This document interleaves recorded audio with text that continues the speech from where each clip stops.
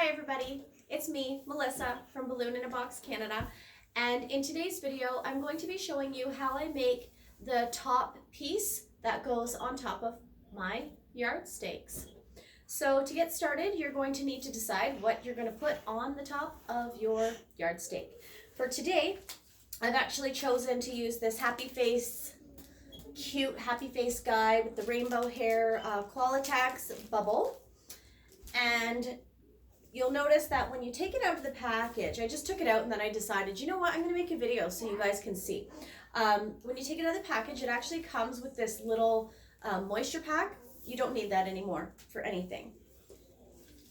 Okay, so I do recommend using the Qualitex bubbles or large latex balloons because you're not going to get the extreme shrinkage and expansion that you will with foil balloons outdoors.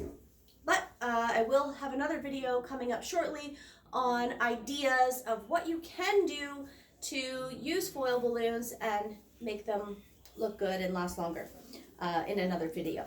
So for today, what we're going to do to get started, these Qualitex bubbles are awesome because they come with string automatically on them.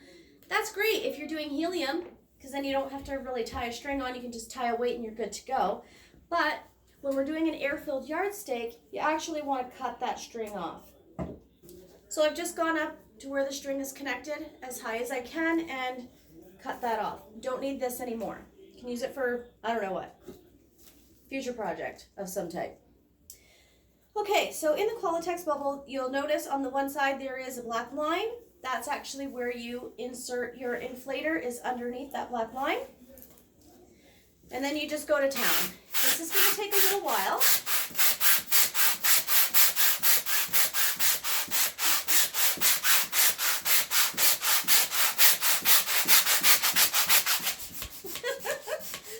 We'll see how many pumps this takes. If you have a bunch of these to do, maybe just use your electric inflator. I thought about doing that, but it's quite loud. I have the Conwind Precision Air, which is what I use because, well, I've been doing balloons for a while, and when I bought it, that was the top of the line machine. I've never had a problem with it. Love everything about my Precision Air, but I know that the day is coming someday when it's going to be at the end. So when you blow up a Qualitex bubble, you just keep going, keep going, keep going, keep going.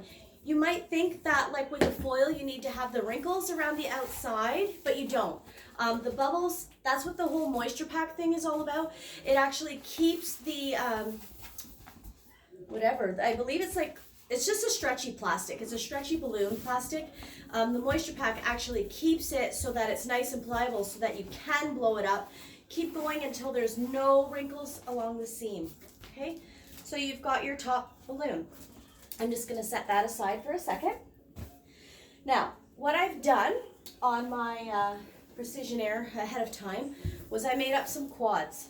Okay, I've got 3 quads and they're in different sizes. So I've got a larger size, a medium size, and a small size.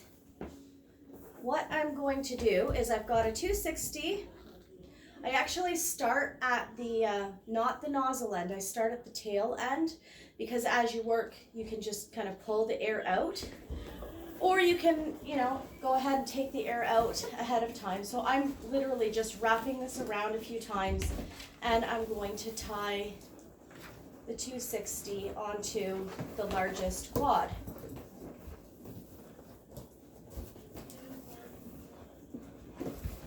Okay. There's that.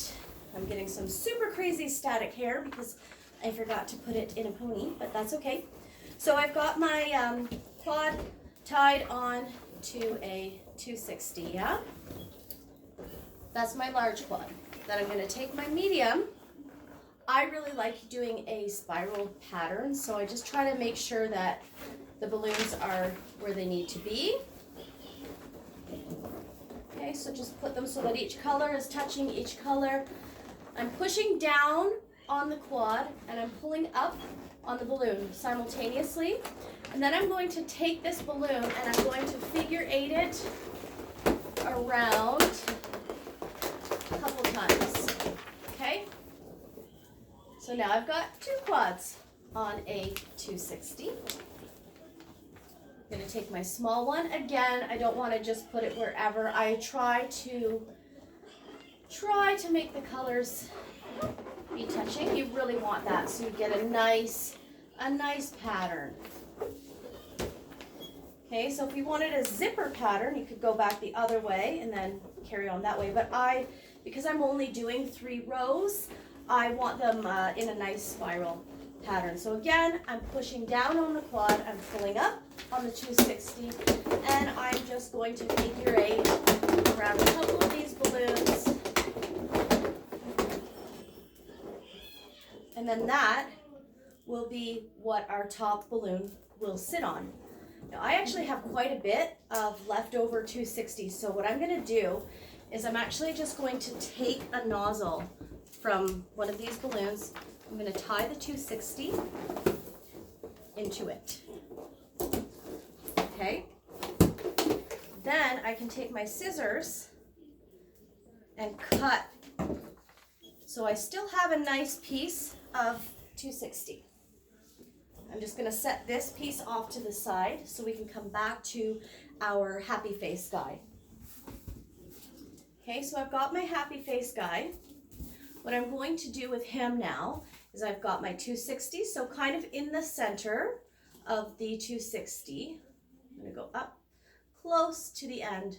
I'm going to fold it over, and I'm going to tightly wrap this down.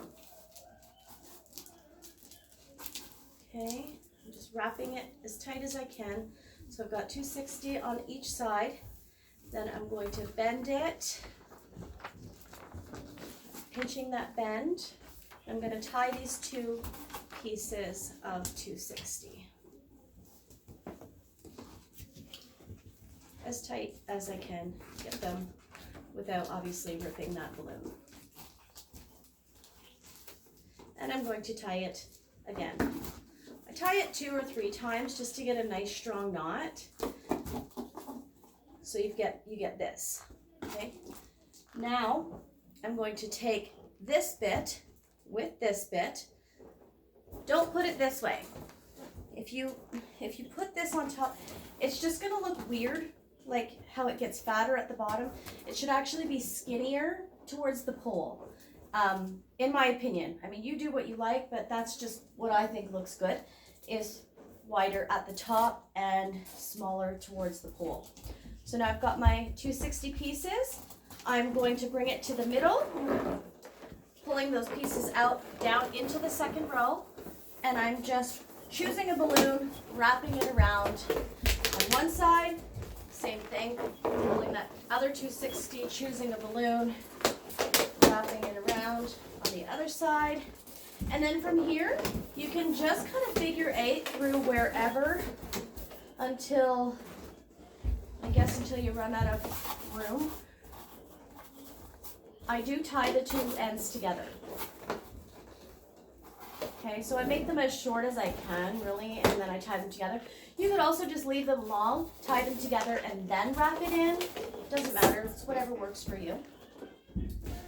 And just like that, we have, and I like to, I mean, you can either have it sit here, so you've got 2 in the front, or you can have it sit here, which I like to do when I'm using quads, because then what they actually see is 3 different colors when they look at it straight on. So just like that, you've got the top that goes onto your yard stake. Stay tuned for another video where I show you how to assemble the completed thing. Thanks so much for watching. Bye.